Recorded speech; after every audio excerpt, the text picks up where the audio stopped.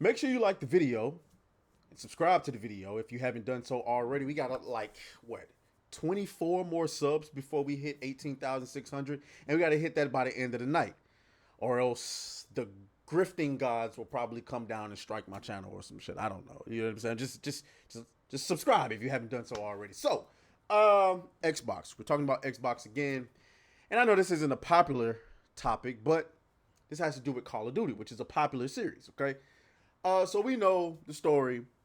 Xbox has been flailing against the competition for quite some time. 2013, the new generation of Xboxes and PlayStations and Nintendos is supposed to be coming out. We get the PS4, you know what I'm saying, revealed. And then Xbox reveals the Xbox One. And everybody's excited. And instead of spending their entire show talking about games and how the system will perform games, well, they spent the entire show talking about how much TV you're going to be watching on a video game console.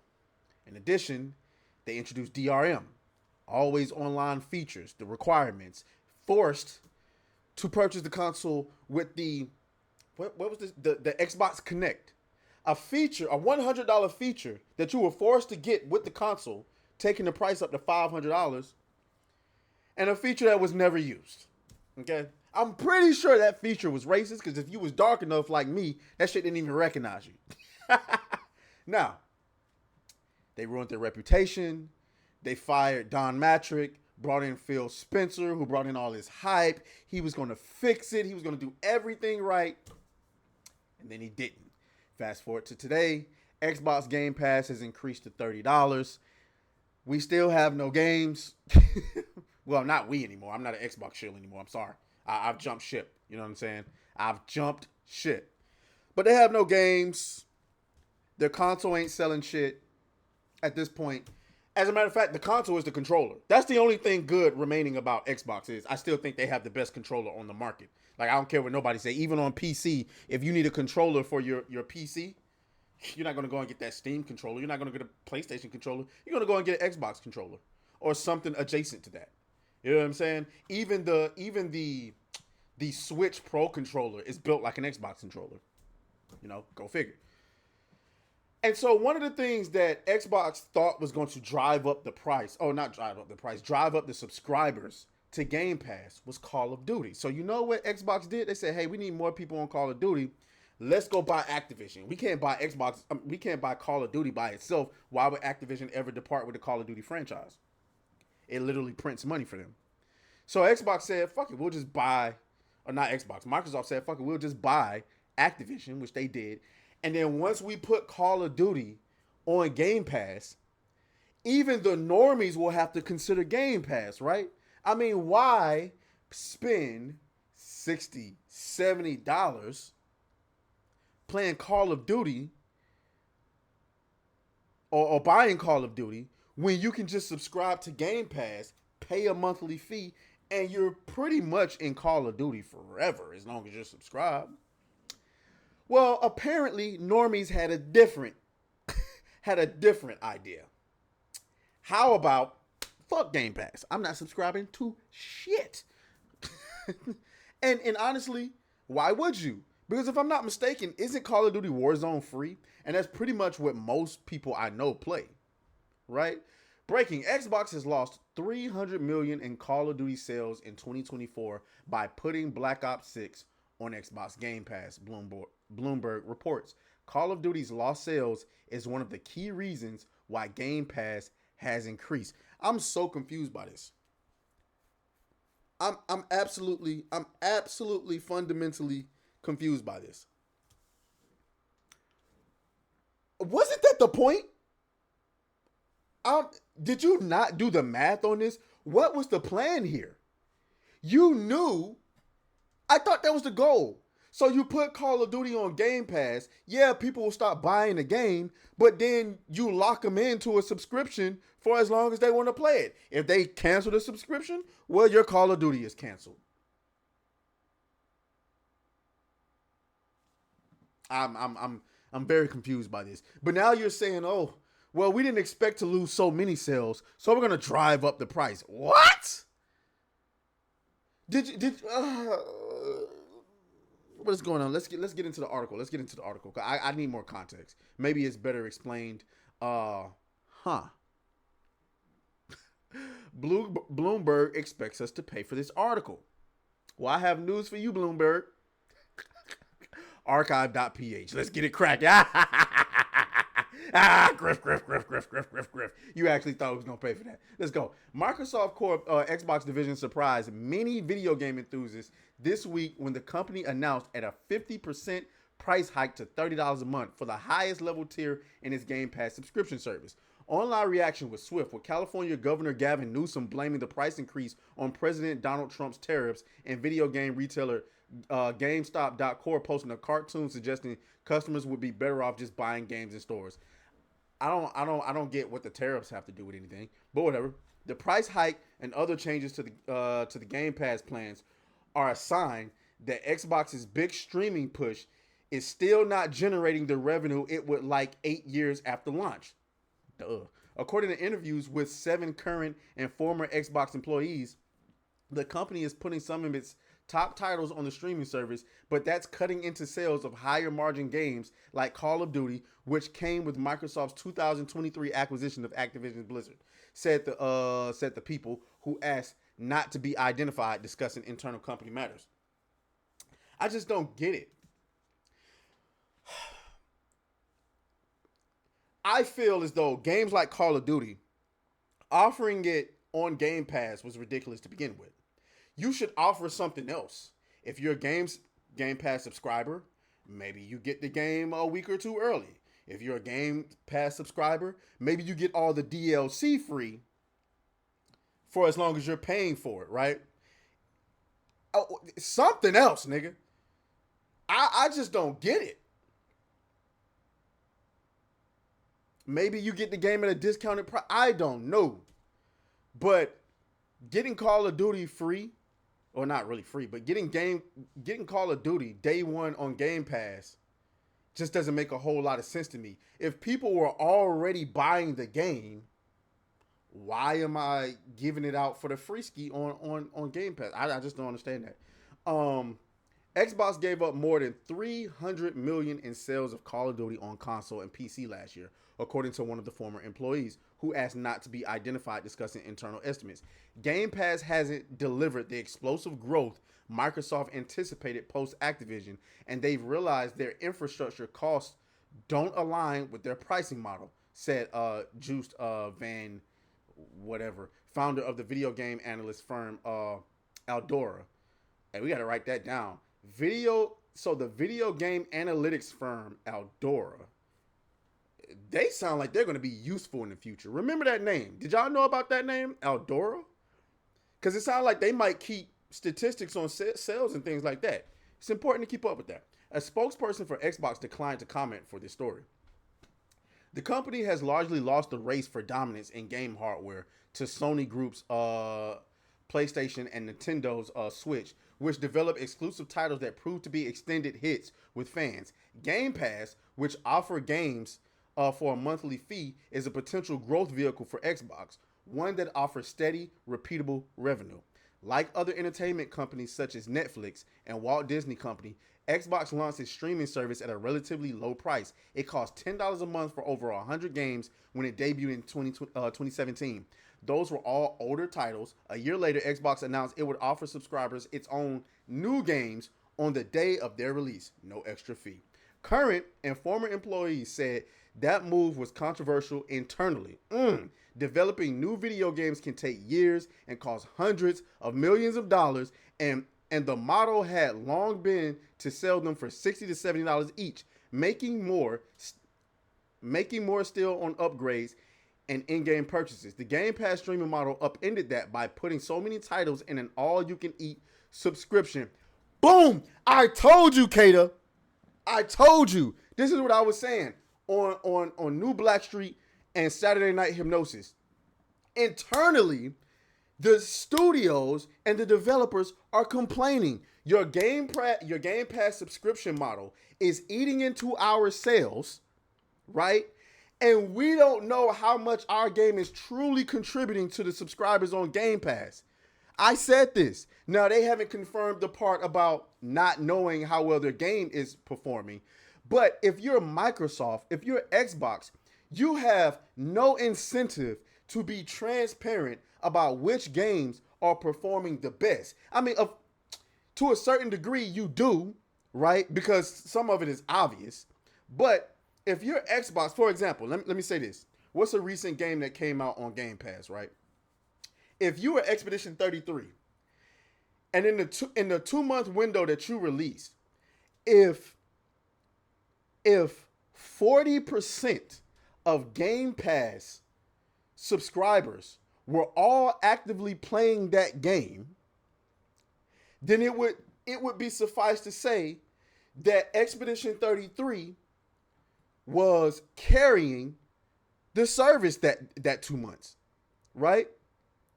But from what I think I understand it is that when it comes to third party, they give you a certain amount up front. Well, if your game exceeds expectations after that, does Microsoft then come back and say, hey, congratulations, I know we only gave you guys like what, 300,000 to get on Game Pass, to release your game on Game Pass, but it's performing like a AAA game and we're not going to give you any money because you already agreed to this. So why would you put, like, I guarantee you, whatever, and I don't even know if Game Pass is going to be around when this happens, but if they make a sequel to Expedition 33, bet money, or whatever game that Sandfall Interactive makes, guarantee it won't be on Game Pass. Guarantee it won't. Because it's like, why? Today they announced they sold 5 million copies despite being on Game Pass. How many did they miss out on from Game Pass? I don't know. Because I didn't buy the game. I played it on Game Pass. I should go and buy the game now, shouldn't I? I will. But whatever. Let's keep reading. Where is it going? Okay. Over the past decade, Microsoft invested billions acquiring some of the most successful video game studios. The $69 billion deal to purchase Activision Blizzard was the largest video game acquisition in history. Microsoft told UK regulators that acquiring new titles for Game Pass was one of the reasons for the purchase. Putting Call of Duty on Game Pass was a great deal for subscribers, but not great for Xbox's sales of the game. According to former employees with knowledge of the business, while the latest iteration of the shooting title, Call of Duty Black Ops 6, was the top-selling video game in the U.S. last year, the biggest ever for the franchise, that was largely due to Sony's PlayStation, which accounted for 82% of sales, the trade publication IGN reported. Subscription revenue was up 16% industry-wide, according to IGN, due in part to customers playing the new Call of Duty on Game Pass. Some may have paid for a month or two and canceled, unlike the industry's old model where they would have paid $70 and owned the game. So what you thought you were doing with Call of Duty was you were releasing it and locking people into Game Pass, right? But were people actually just playing it for a month or two and then realizing, I really don't need this, cancel the subscription, and move on? I don't know. But obviously, your plan didn't work out. So, this is insane. Your plan didn't work. Wow. And like 82% of the people that were playing it were on either PC or PlayStation. That's crazy. Sony, by contrast, doesn't offer big new games like Call of Duty on the day they are released on its subscription service called PlayStation Plus. In September, former Xbox Game Studios Vice President Shannon Loftus wrote on LinkedIn that while Game Pass can claim a few victories with games that otherwise would have sunk beneath the waves, Human Fall Flat, the majority of the game adoption on Game Pass comes at an expense of retail revenue. Loftus declined to comment further to Bloomberg. And here's the thing: if you're a studio, you could see clearly who was buying your games and who wasn't. Now you can't. You don't know who's playing your games. If somebody come on and log into your game, think about it this way. If somebody was interested in playing your game, they had to buy it to try it out. And then when they bought it to try it out, if they didn't like it, they had to go through the whole thing of getting a refund. With Xbox, you don't have to do that. I'm sorry. With Game Pass, you don't have to do that. All I got to do is log in. I play your game for 10 minutes. Not interested. I'm out. Guess what? You just lost on sales. And sometimes it don't even be that the player is not interested. They didn't even give it a chance. I'll give you an example. Before I became a big fan of Souls games, the first Souls game I tried was Dark Souls 3. There was a lot of hype about it. Everybody was talking about it. I was into trying new things during the time. I bought Dark Souls 3, went through the tutorial. I'm like, damn, this shit kind of hard. Got to the first boss, the tutorial boss, got my back broken in, and I put the game down. I said, fuck that. I did not go and get a refund for the game. I didn't. I truly didn't. I spent $60 and it was $60 wasted. Then Sekiro came out, right? I knew I was going to play this game. Had no idea it was made by the same people that made Dark Souls. Got into the game. I'm like, damn, this game kind of hard. Didn't even get to the first boss. I got to a mini boss. Got my back broken in. I'm like, man, this shit seemed familiar. Then I went and looked it up. The same niggas who made Dark Souls made Sekiro. I'm like, oh, fuck no. But I had spent $60. And it was the physical version this time, not the digital. I'm like, I gotta play. I just spent $60. I can't waste this $60. And I really like Japanese culture. I like Japanese games or themed games. So I'm like, fuck it. I pushed through and beat the game. If that would have been on Game Pass, I would have never went back to the game. And because I purchased Dark Souls 3, I was able to go back, re-download Dark Souls 3 and go and finish that game because I owned it. Because I realized, hey, I actually like Souls games. I own it now. So I went back and played. So I was able to take advantage of both of those. Two games that if they would have been on Game Pass, I wouldn't have done. Played it. Oh, hell no. This shit hard as fuck for no reason. Uninstall. Thank you, Game Pass, for warning me ahead of time. It's tough. It's tough. Former Federal Trade Commission Chair Lena Khan, who unsuccessfully sued to block Microsoft's Activision merger, said in a post on X Friday that Microsoft acquisition of Activision has been followed by significant price hikes and layoffs, harming both gamers and developers. After a surge during the pandemic, Game Pass's rate of growth has slowed significantly from 80% between 2020 and 21 to 36% between 2022 and 2024. According to the numbers Xbox released, subscribers were 34 million in February 2024, the last time the company shared the data. Damn, that means it's been almost 2 years damn near since we've heard about any Game Pass numbers. Xbox has said Game Pass is profitable, with revenue reaching a record of nearly $5 billion for the fiscal year that ended in June. I mean, shit, apparently not. How much it costs to operate? Xbox announced 3 pricing tiers. Yeah, we already know that. We know not everyone wants the same thing in their Xbox experience, so we're evolving Game Pass. Yeah, whatever. So what does this all tell us? Game Pass is not the best deal in gaming anymore. I mean, there's an argument to be made that it never was. Maybe it was a win for gamers, but on the inside, like I've always suspected, if you're a developer, we putting blood, sweat, and tears into these games, and then niggas get on here, and basically our studio and all these other studios got to share $30. That's what it is. That's what it is. We all got to share $30. For example, if we release a big time AAA game where we spent $150 million to make this game, and then Silk Song comes out, where they put all of $10 into the damn game, they got to share the same $30 we got to share. Their game is doing significantly better than ours. We all selling this. Nah. This is why I'm thinking the only reason that you would ever put your game on Game Pass if you're a third-party publisher or studio is that you're giving a significant lump sum of money up front, right? It's the only way it would make sense. You're being given a significant lump sum of money up front. Silk Song must have got a couple of $1 million up front to put their game, and that's nothing to Microsoft, right? But then why the fuck would I go on Game Pass to play Silk Song when the game is $25? The game is $25. Game Pass is 30 minutes. If you don't get the holy fuck out of here, y'all let me know what y'all think down in the comments. As always, may the grip be with you. I'll talk to y'all later. Video. Oh, fuck you, fuck you, fuck you, fuck you.